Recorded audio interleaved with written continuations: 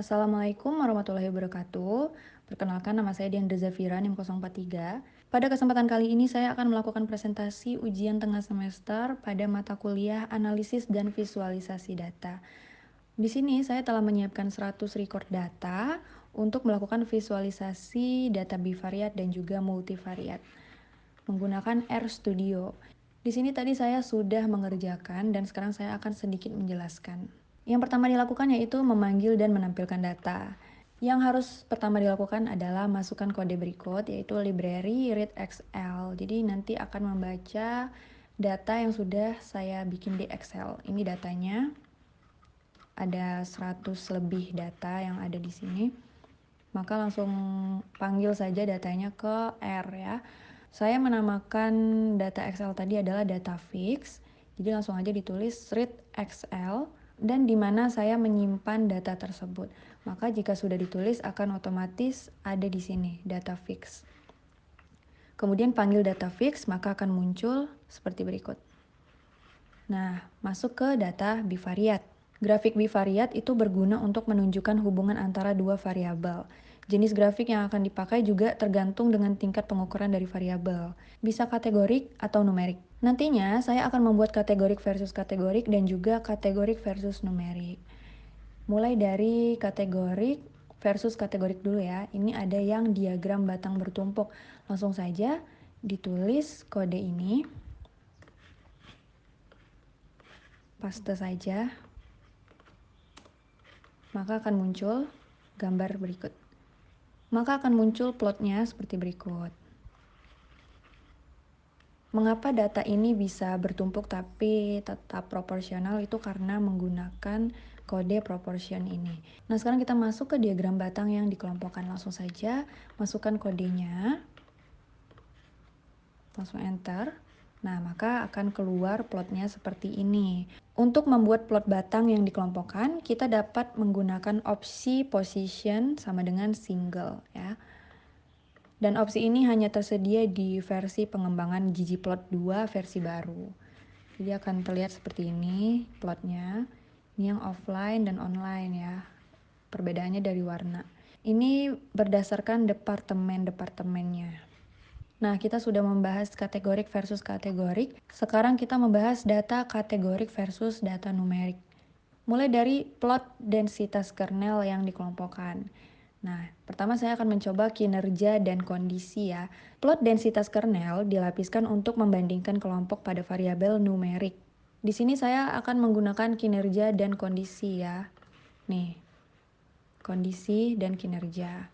Saya akan mencoba.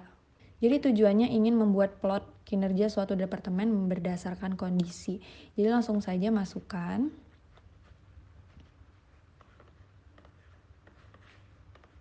Masukkan kodenya seperti ini, lalu enter. Maka akan keluar seperti ini. Nah, jadi opsi alpha dalam plot densitas menjadi sebagian transparan sehingga kita tuh dapat melihat bagian yang bertumpukan.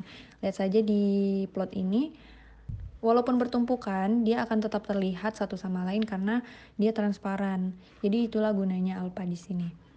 Tadi kan kita sudah membuat yang kinerja dan kondisi. Sekarang kita buat yang lain. Oh, ini salah ya. Harusnya kinerja dan departemen. Nah, sama saja seperti tadi. Hanya saja bedanya ini kinerja dan departemen. Sedangkan tadi kinerja dan kondisi. Langsung saja di copy. Kodenya langsung dilihat hasilnya. Tuh. Jadi seperti ini. Ini departemennya bisa dibedakan melalui warna-warna yang sudah tertera di sini. Ada kehakiman dengan warna pink, kehutanan warna kuning, kesehatan warna hijau, dan seterusnya. Jadi karena ada opsi alpha tadi, maka yang bertumpukan itu tetap terlihat karena dia sudah dibuat transparan. Jadi itu sangat memudahkan kita untuk melihat datanya seperti berikut ini. Nah, sekarang kita masuk ke plot strip. Plot strip ini disebut juga plot sebar satu dimensi. Ini memudahkan untuk membandingkan kelompok jika kita menggunakan warna. Nah, jadi langsung aja kita tulis ya.